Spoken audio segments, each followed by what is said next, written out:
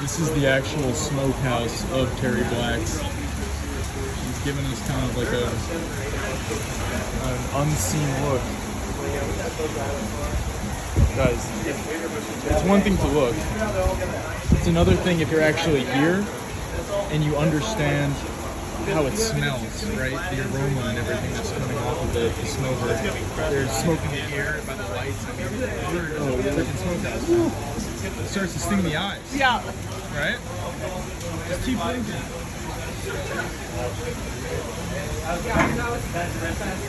Yeah, so I'll tell you a little something about coopers.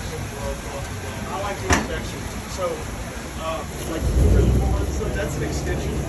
And even the Cooper Series is an extension, right? They do okay. But the original, it's kind of technical the original is in Plano, Texas. It's about 70 miles from here. They do okay on brisket or whatever, but really what they do well is they do pit, like they do pit steaks and stuff.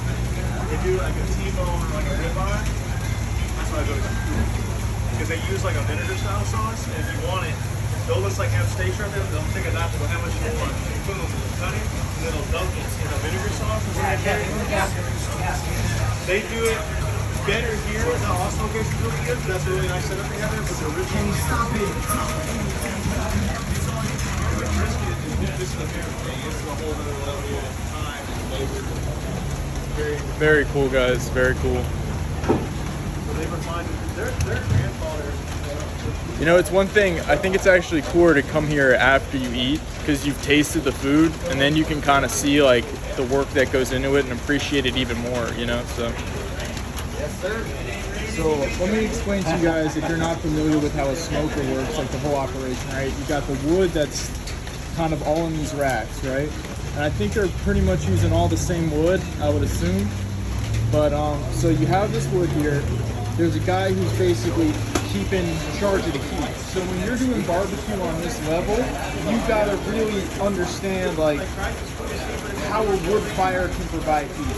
Because if you add too much heat, you're going to start cooking the meat too fast, and then it's not going to be the type of slow cook that you really want, right? But if you don't have enough heat, then you're going to start getting even cooks, and you'll still get that slow cook burn, but it's not going to be the same. So you got these cool old smokers, man. These have probably been used for, man, you know, I mean, probably over 100 years, I would say, if not at least like 30 or 50. And they got the door open so there's a little bit of airflow, and then they lead into these giant tanks, man. They look like 2 oil drums, basically. And they actually got like 25-pounder, I think 15-pound like bench press weights, you know, that are infinite locked back when they flip it over. You know? So that is cool.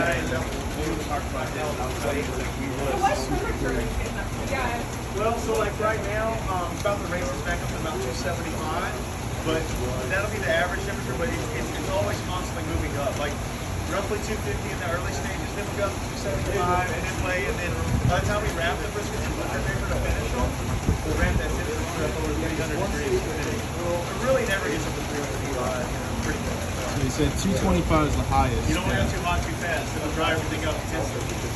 It takes a long time. That's why low and slow listen to what he's saying. breaking down all the fat and letting all the collagen render. If you go too hot, too fast, there'll be a big fat cap layer in there and it won't render. So that's how you get that nice moist cut of brisket. It looks like fish scales. There used to be a fat piece up there, but what happened through that slow and slow, we ramp the temperature up to the stall, makes all that fat go through the scale. But it just takes time.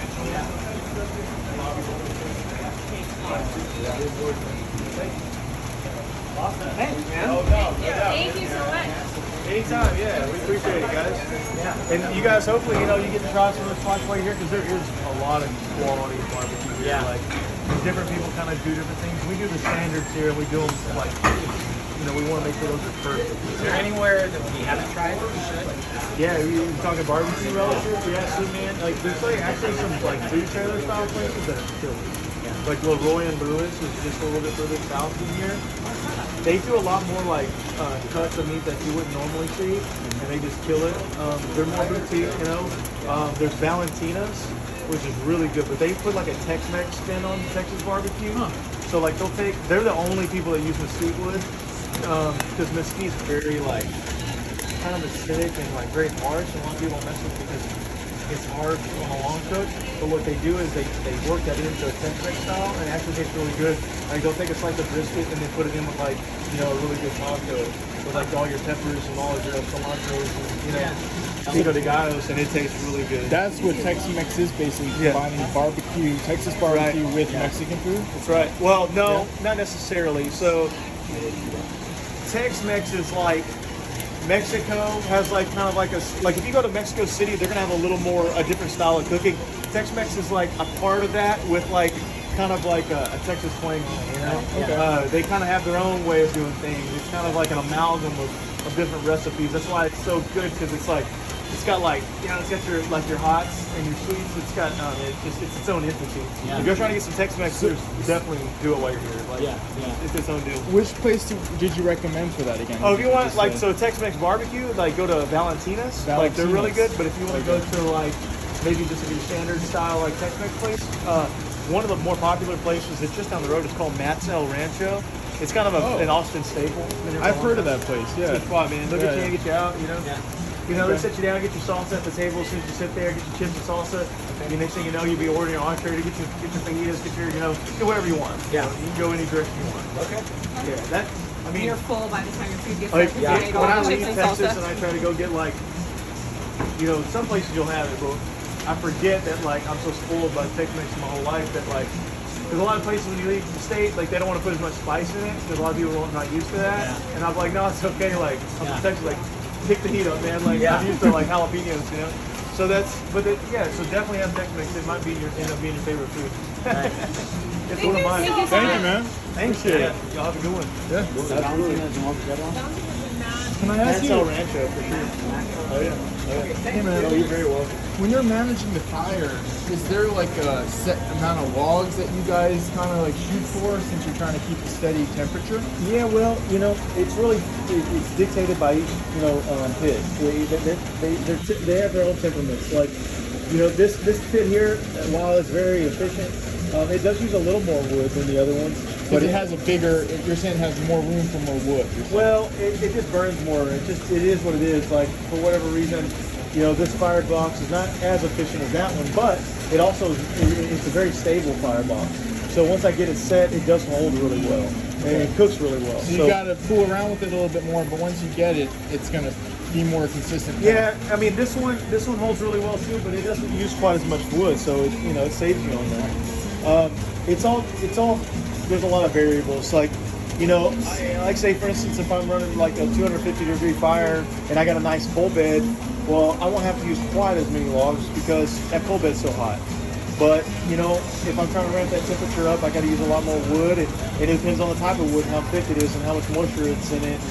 And, everything matters. What wood do you guys use here? Only post oak. Post oak. Yeah. It smells good. Yeah, man, it's sweet. It has a sweetness to it. Yeah, that's all we use. So it's kind of the staple of Central Texas barbecue. It's post oak. That's Central Texas barbecue. Yeah.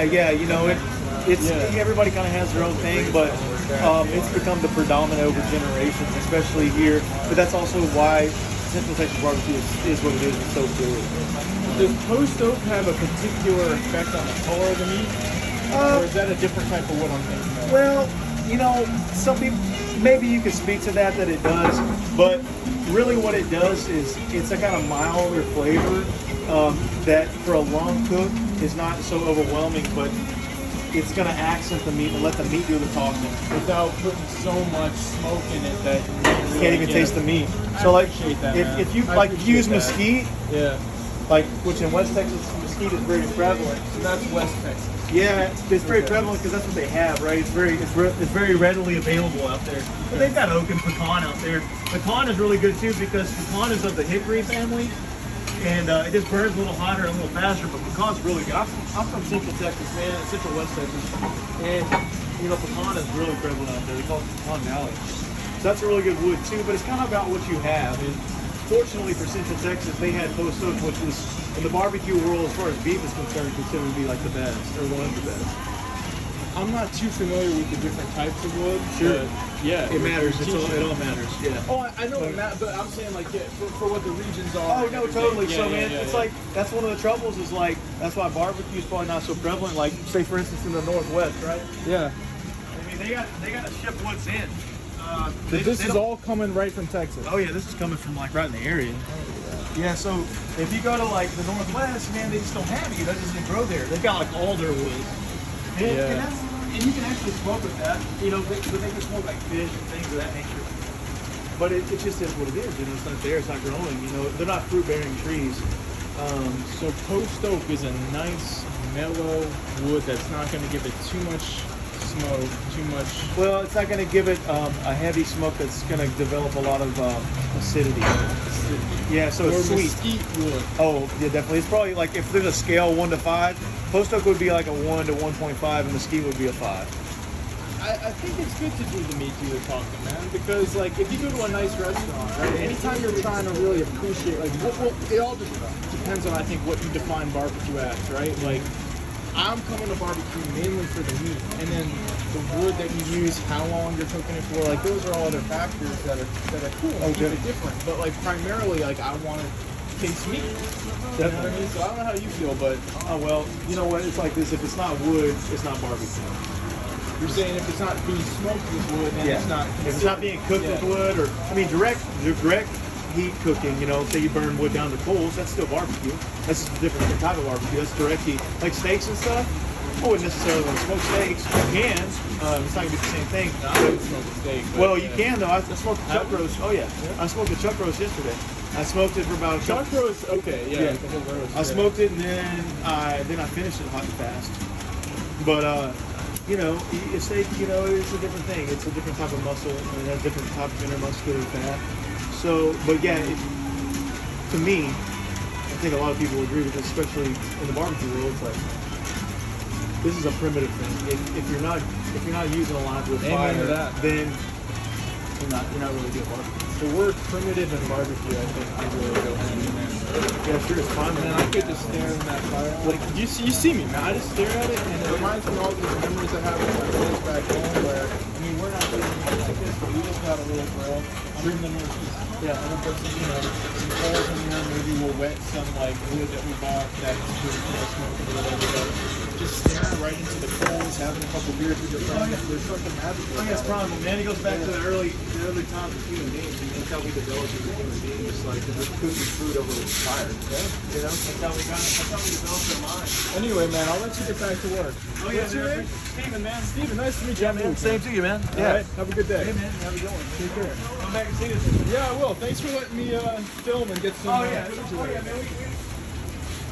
We want everybody to, you know, get to see what it's really like behind the curtain, you know. Because I didn't want to put you on the spot, man. 'Cause Oh, no. I'm comfortable filming myself, but I saw you were talking about it, so I was like, Oh, that's fine, man. You know, you know, it's one thing here that, you know, especially in Texas barbecue in general, you kind of want to share the love. You know, it's a lot of times, especially in barbecue, people want to keep things close to the chest and like don't go behind the curtain and tell the secrets.